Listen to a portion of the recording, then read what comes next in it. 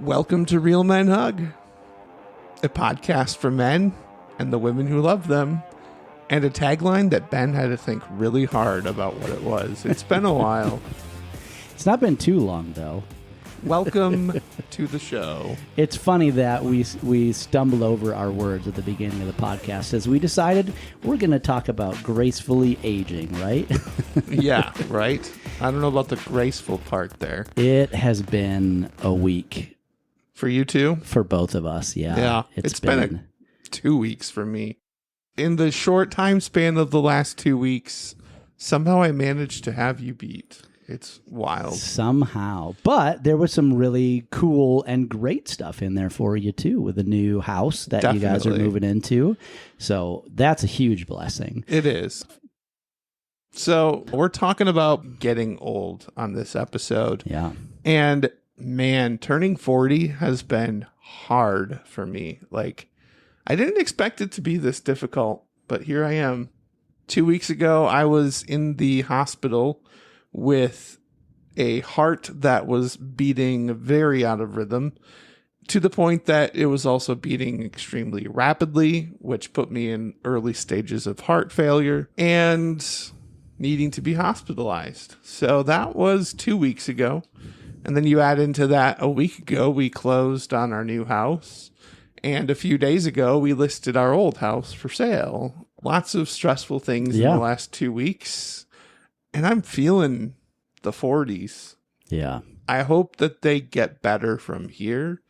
But it's just been like a pretty significant blow. It's like, welcome to your 40s. Now your heart is going to beat out of sync. Have fun. Right? That was so bizarre to hear because you had talked about how they were saying there was a reaction to some of your medication. And so, hey, sometime next week, let's follow back on this. And in reality, it was like you were in the beginning stages of heart failure. I was. I'm really trying to have some grace for my doc. But at the same time, I'm having a hard time with that because I had been messaging him with some of the things that I was experiencing. And he just was like, I think it's probably related to some of the med changes. Yeah. Just wait it out, but give us a call if it doesn't get any better. So had you had heart issues prior to all of this, or is this kind of the first time this has shown up? Well, this specific issue is new to me. Okay. However, my mom and her siblings apparently all had AFib. So it's genetic. Okay. But it needs a trigger. And the trigger for me was stress. Yeah. I've heard that before, that stress can be a trigger for things that you wouldn't think have anything to do with it. Yeah, for that sure. All of a sudden, a lot of things just lay dormant and you never know that they're an issue until you're stressed. That was scary for you and obviously your wife. It was scary for me too, to just kind of hear, I don't want to bug him, but I hope tomorrow we text and Ben's not dead. That was a thought that crossed my mind. So really scary stuff. It really was. My wife's best friend had AFib, and I just remember Andy just being like, some people don't make it out of AFib. Their hearts just go crazy. Yep. So just hearing that and replaying those conversations. And then I guess it's standard procedure in the hospital to ask these questions. But I was asked things like, if you go unconscious and we're unable to wake you up, do you want us to continue to make efforts or do you want us to not? Oh, yeah. Like, all the do not resuscitate stuff. Oh, my goodness. And then one of the nurses asked me if I had a final will or trust written up. Will and testament. Yeah. To be asked those questions was just like, oh, this is serious. When you go in for your flu shot, they don't ask you if you have written up your last will and testament. Did you just kind of let that roll off, or was that impactful for you when they said that? It was pretty impactful. It was just me, and I'm thinking, wow, I've really never been asked those questions. I've heard those asked on TV shows, but here it is in real life. Yeah. So it was just so weird. I genuinely thought all of this stuff was just a reaction to medicine. Yep. And if I stop the meds, then it'll get better. But it didn't. And then I finally saw the doc, and first thing the nurse says is, we're going to do an EKG. So off comes the shirt, and on comes all of the little sticky patches and wires. And right in the doctor's office, they did the EKG, and sure enough, AFib with a super fast heart rate. That's bizarre. So all of that happened during this stressful season of not only buying a house, but selling a house. Yeah. And then add in the stress of life, of work and family.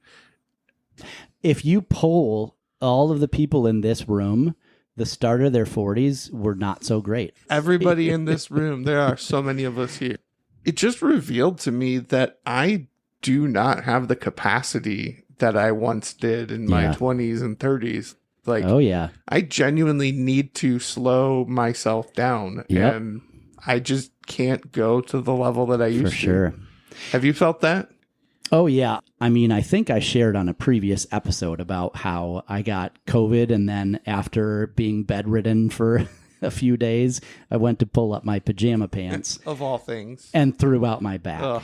And then it happened again later, and I hadn't even been sick. Same thing, just pulling up my pajama pants. Apparently, pulling my pants up is too much for my 40-year-old body. So, I hear that. If you're not in that boat and you're like, oh my gosh, these guys are old, and you're 40 and not having those problems, just you wait. It's right around the corner. No kidding. So, you got to eat healthy. You got to exercise, because if you don't, you start paying for it. Oh, yeah. Starting in your 30s, but then, man, once you hit 40, your 40s, my word. It's something that you have to prioritize. Almost anybody. You can do something better than what you're doing right now. So, and that's the thing. It just takes intentionality. Yeah. And I feel like in my 20s and 30s, I didn't necessarily have to be intentional. I somehow just got lucky. Yeah. I didn't ever have like this routine fitness program, but I was in a lot better shape than I am now. Yeah. And I think it just boils down to how I spend my precious free time. And the older I get, the more intentional I need to be, and the more just very dutiful I have to be with my free time. You kind of had a point there too, though, didn't you? That you went from pretty healthy, if not close to athletic, all the way to like, whoa, what did I let myself get into? I was really healthy at the beginning of our marriage, Andy and I. Appreciate that clarification. When Ben and I got married, he was much more trim. You really let yourself go. Oh, Jim. But yes, 18 years ago, I was really good health. And then over the course of, honestly, about 15 years, life was super stressful. I was not being intentional, didn't prioritize my health. Yeah. And it just started to really show. And I ballooned up to 350, 360. Yeah. A lot closer to 400 than I ever want to be. Right. So, yeah. And then I've been working on getting below 300. I hit that about a year ago. Mm-hmm. And now I'm kind of back up. So it's like this yo-yo. Yeah. I'm certainly motivated now to get back under 300, especially with all of the latest health stuff.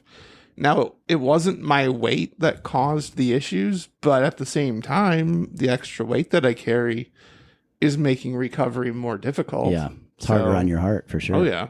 Yeah. It can be really easy to look at aging and turning 40 and just have this negative perspective of it all. Sure. I'm curious about you. What has been some positive things? Yeah. Growth areas that you've seen in your life since turning 40? Good question. It has been a rough journey for me. You know, that's been a big part of what I really have been trying to focus on more lately is gratitude and being positive. And in spite of some of the tough things that I've gone through in the last 10 years, seeing, wow, these are some things that really have gone well. Comparison is the thief of joy, right? For me, I felt like I was kind of behind some of my peers. I was just thinking about this the other day where I'm like, man, I didn't even get a house until I was 35. I wish that I could have been able to do that prior to that. Well, then I looked it up. The average age of a first-time home buyer is 36. You beat it. So I was like, I actually got a house 3/4 of a year earlier than the national average. Yeah. How bizarre is it that in my head, I got my house like maybe 6 or 7 years later than everybody else? Nope. Yeah. So that would be number one thing, that we're able to now have our own house and our own space. The kids have their own bedroom. I mean, when I grew up, it was a bigger family, but I shared a room with my brother, which there was some positives to that. But sure. All the way until 18 or when you moved out? All the way, yeah. Wow. So we shared a room that whole time. Having our own house has been so nice. And then from a stage of life standpoint, my kids are just getting to that age now where you can leave them by themselves for an hour or something, or go run an errand and you don't have to bring them with you. Exactly. It's been really cool to see my kids grow up and develop into their personalities. Yeah. It's neat that I have put so much time and energy and focus in, like, my family comes first. Yeah. To see huge. That so whole right now. I'm desperately in love with my wife. We've got a rock solid marriage. My kids, they're kids. They're, they don't do what you ask sometimes, and they're disrespectful sometimes. But like, we just had like a fun adult conversation, even with a 9-year-old and a 12-year-old awesome. In the living room yesterday. And actually my 9-year-old said something like, sometimes you guys talk over me. Is there like a way that we can get it so that that I'm trying to say something? Wow. Because he didn't say it mean or even upset. It was just like genuine curiosity. Exactly. And that's something that I've taught them, that the emotional maturity and that's huge. Speaking your needs and addressing issues when they're small instead of waiting to get upset about something. And so it's been cool to see things that you have modeled and taught reflected in how they act and speak. Absolutely.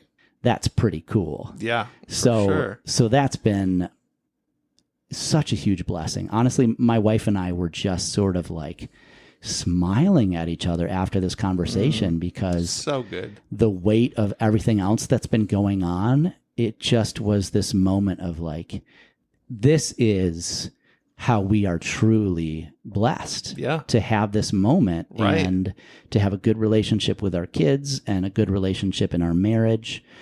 I honestly would trade that for any amount of money in a career. I truly would. I would take this that I complain about in a heartbeat. I hear that. Yeah. Yeah. What about you? Well, for all of the things that I have to complain about, or all of the struggles, the things that are difficult, I'm also aware of the fact that I have a lot in my life to be grateful for. I have 2 kids who are coming into their own and are free thinkers, and my daughter lately just can't get enough time with her dad. I absolutely love it. I was in the hammock the other night at the new house. Side note, yes, setting up the hammock was one of the first things I did at our new place. There's a hill in the backyard with 2 trees that are perfect distance from each other to hang a hammock. So I set it up and I love it. I was having a rough night. I told my wife that I just needed some alone time, and she said, that's fine, but can you help me unload this last bit from the old house? So I did, and then I promptly went to the backyard. Not 10 minutes later, my daughter comes out, and she just plops herself down in the hammock. It's kind of dramatic because she's not always super graceful. So next thing I know, she's got to be pushing 6 foot. I mean, she's not short, and she's now flouncing, trying to get into the hammock next to me and giggling. And it's like, how can I be having a difficult time when I've got this joyful daughter laying next to me who just wants nothing more than to hang out with Dad in the backyard at the new house. We're looking out, and from the hammock, we had a perfect view of the moon. There were fireflies in the backyard. And I just had this moment of, holy cow, I am blessed. Like, wow, this is awesome. I have a daughter who wants to hang out with me. Yeah. She asked me about ChatGPT. So, of course, I was excited to tell her all about it. We nerded out using the AI voice tool, asking silly questions, and it was a blast. And then I think about the opportunity I have to pursue kind of a passion project that I've been interested in for years, and pursuing certification as a spiritual director. The fact that that's even on the table and is something that we have the time and money to pursue. Oh, okay. Yeah, we're doing okay here. My wife is launching out into her next phase of her career. So we're both kind of in like this mid-career path. And it's great. That's what I have to keep reminding myself of. It's so easy to look at all of the things that are going wrong. And there certainly is no shortage. I mean, the older I get, the longer that list becomes. However, if I'm honest, the older I get, the longer the other list becomes too. The list of things that are good and that are life-giving. For sure. And I think what's so irritating and frustrating about the other list, the list of things that go wrong, when things go wrong, I almost fear that somehow the good stuff just won't be accessible anymore. But that's not true. If life has taught me anything, it's that you can always start over. Yeah. Like there's always a fresh start. And just because I had a rough day, or just because I spent time in the hospital, doesn't mean that all of a sudden now I can't do anything for the rest of my life. Yeah. I'm going to go for bike rides again and hang out with my daughter, and all those things didn't end just because I had a crazy thing with my heart. So that's what it's been like for me. Just a perspective shift. Not everything is as bad as it feels in the moment. I think that's a great thought process. If you're too fatalistic about something, it becomes a self-fulfilling prophecy where, well, I'm just never going to be able to do that again. Yeah. You just have to accept that this isn't necessarily forever. Even when you do have to give up something that you used to really enjoy, allowing that to just be okay and just adapt and find something else, rather than being angry at God or the world or your situation or why does this keep having to happen to me. I've had those moments. Tuesday night, I cried. Good big cry for the first time in a long time. I just couldn't help it because it was just really discouraging. But I actually ended up laughing with it about my kids later. I actually started out the day great. I fixed the garage door and I was able to back out without getting out of my car and hitting the code in.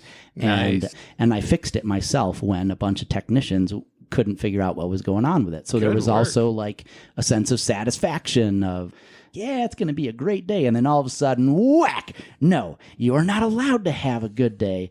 And we all actually, for different reasons, had bad days. Like my kid got a really nasty burn and my wife threw out her back and a bunch of other stuff happened. So it was just like a terrible day for everybody.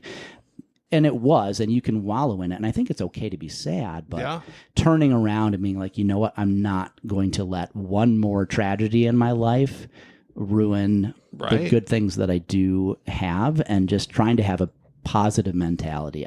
Honestly, that's something that I look up to you in a lot of ways, that I feel like you're really good at staying positive, and I feel like you're so much better than I am at self-care. I need to take a break and step away and do something for myself so that I don't mentally break, you know? Yeah. Well, that's only because I have mentally and physically broken down. So I know that if I don't do this, I am not going to be in a good spot. It's funny to hear you say that because I feel like I hate how many breaks I've had to take while we have been moving. Sure.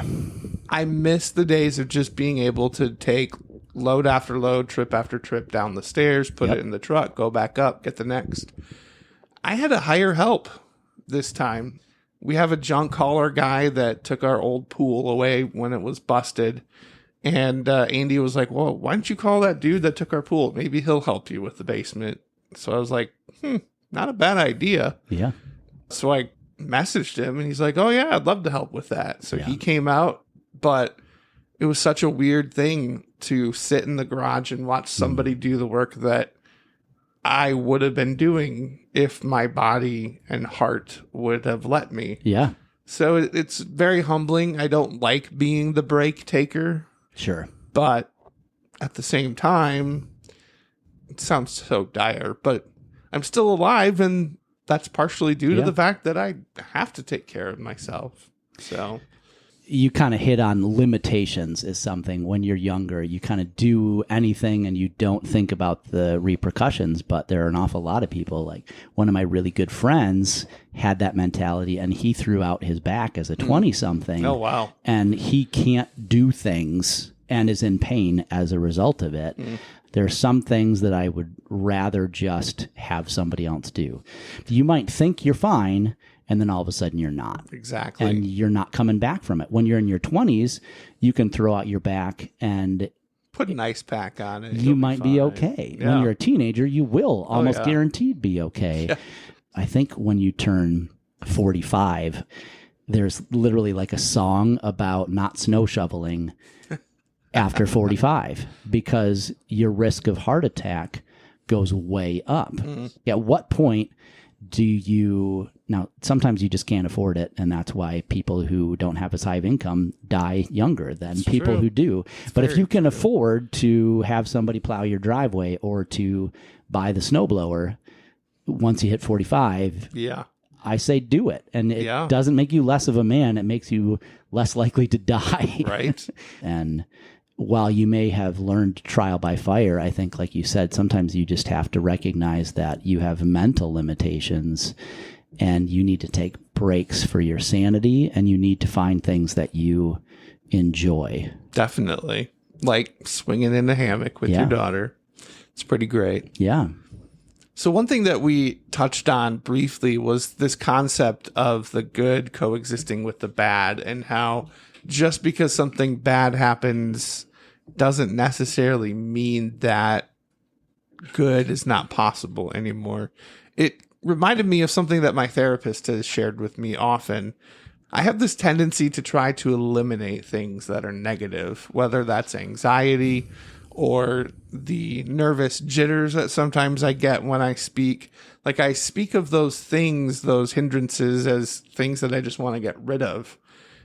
On several occasions, my therapist has said, well, that's just being human. When you are a human, you have limitations. You have experiences that aren't positive. And it was just a good reminder that sometimes in our pursuit of happiness or our pursuit of a comfortable life, we somehow get this mindset that we need to eliminate all of the things that are difficult or painful. And that's just not a realistic way to live. Yeah. So I've just been really also focusing on not losing sight of the fact that good and bad coexist and that it's okay. Yeah. And I don't need to completely rid myself of anxiety, because honestly, that quest just creates more anxiety. Yeah. The more I focus on getting rid of it, the more present it becomes. So I've just been really trying to approach life in my 40s with that mindset of how wonderful is it that I get to experience the full spectrum of what it means to be human. Yeah. Good, bad, and ugly. Yeah. That's a thought that helps pull me through those difficult times. Yeah, I was in the hospital, and sure, that sucked, but I'm also in a new house, and it's awesome. And we went and shopped for furniture today, and we're in a position where our budget is very different, and it's just like, oh yeah, life's pretty good. Aging is certainly difficult, but it's also kind of exciting.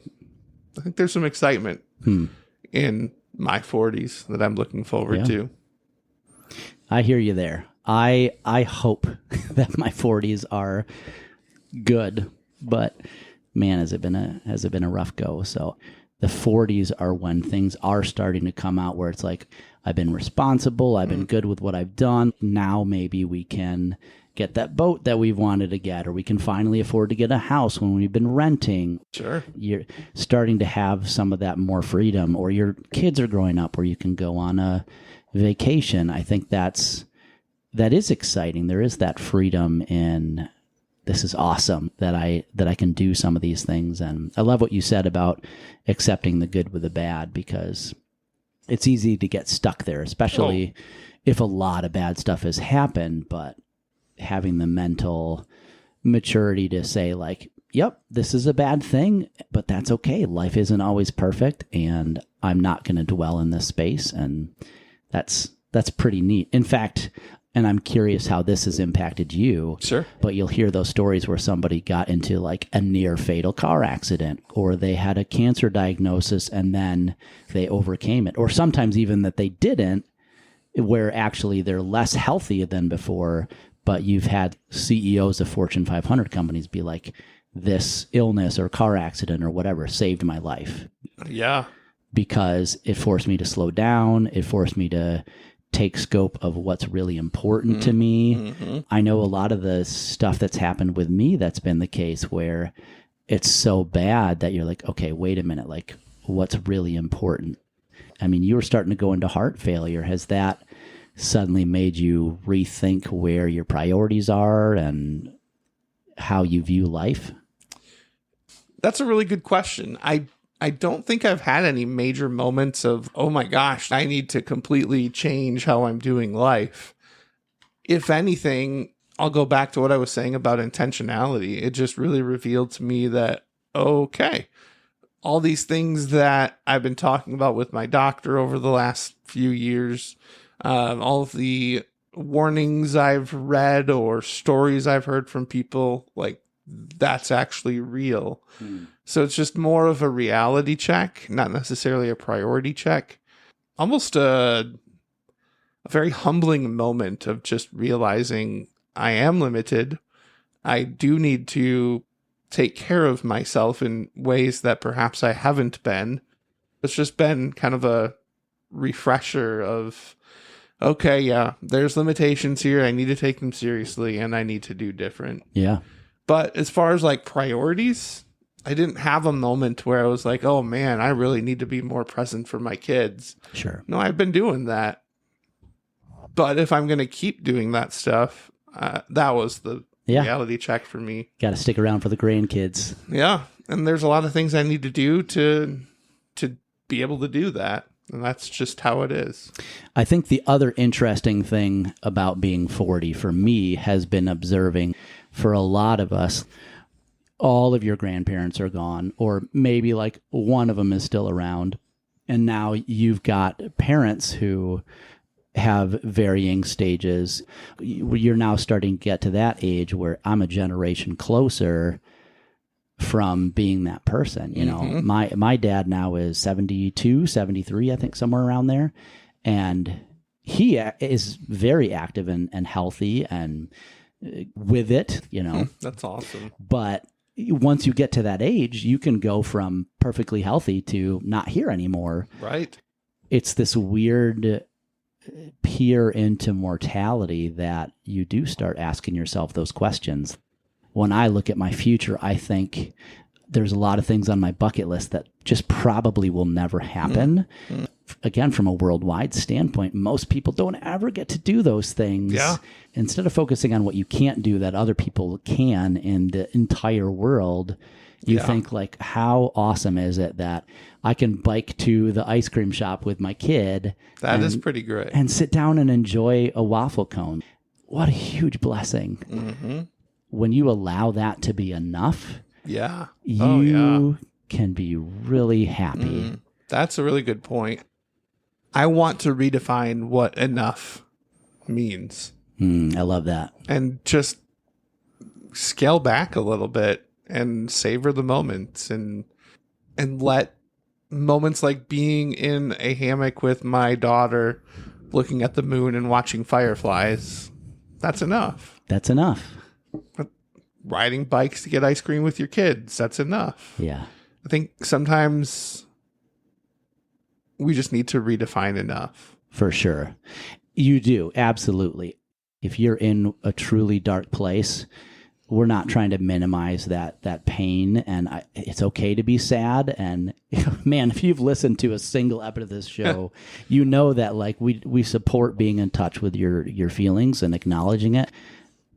I love that sort of redefining your enough, and really anybody for the most part in this country. Like if you have housing and food on your table, like you can find things that are a blessing in your life and focus on what makes you happy rather than things that are out of your control. Yeah, very true. That's awesome.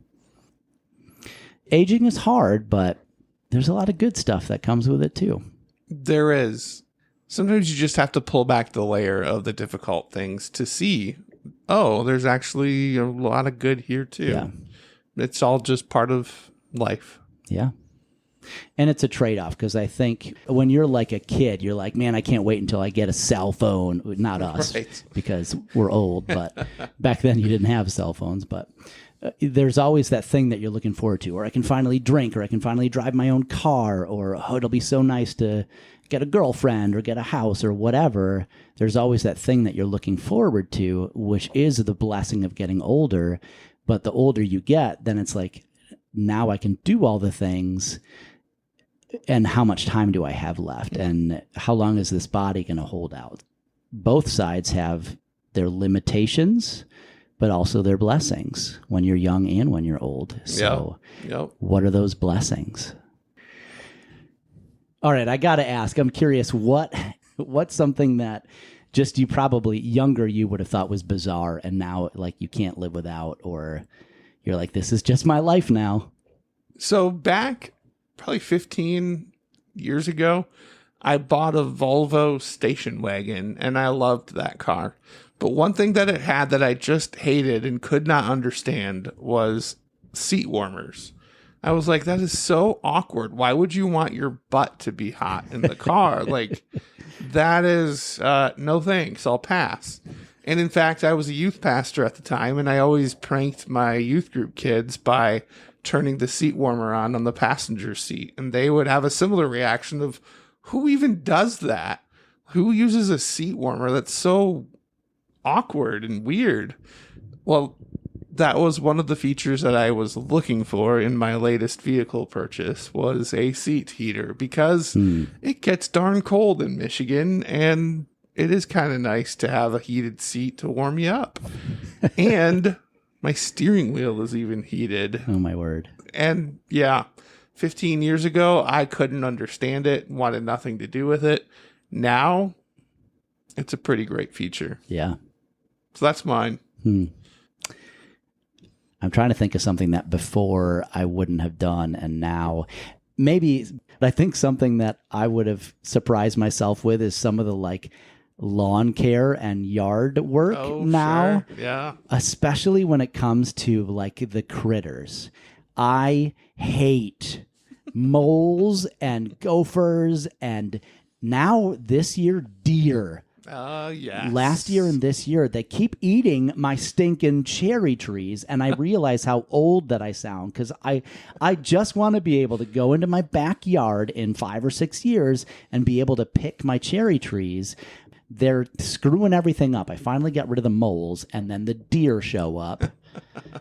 So that's my old man thing, is I want to kill all the critters that step foot onto my property, except for the birds. I like the birds. Oh, the birds are nice. Which is now everyone's laughing because, oh yeah, birds. Get out the binoculars and watch the birds from my back porch.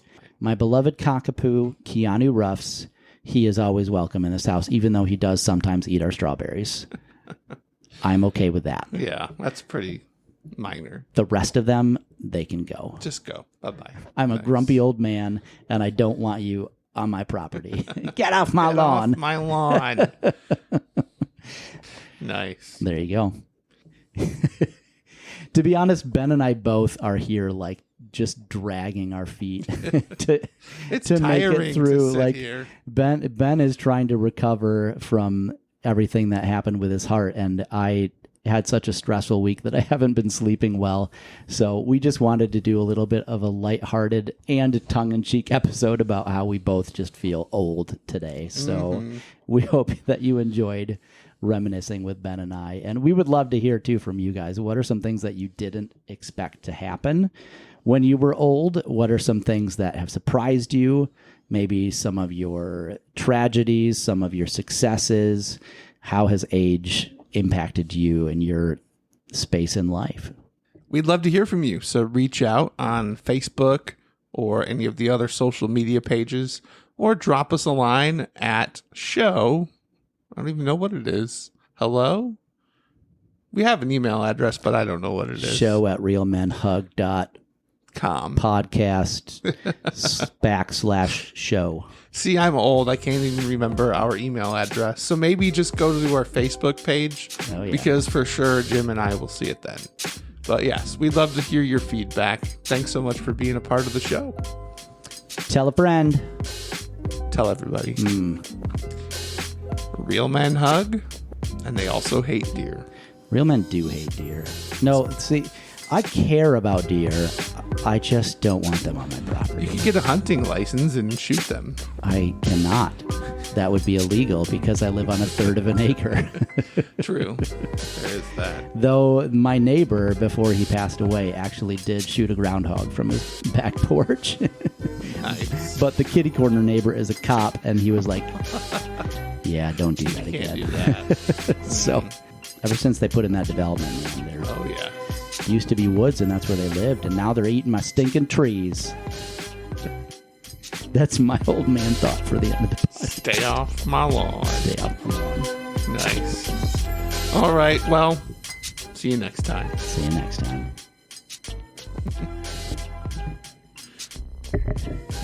I forgot to hit record.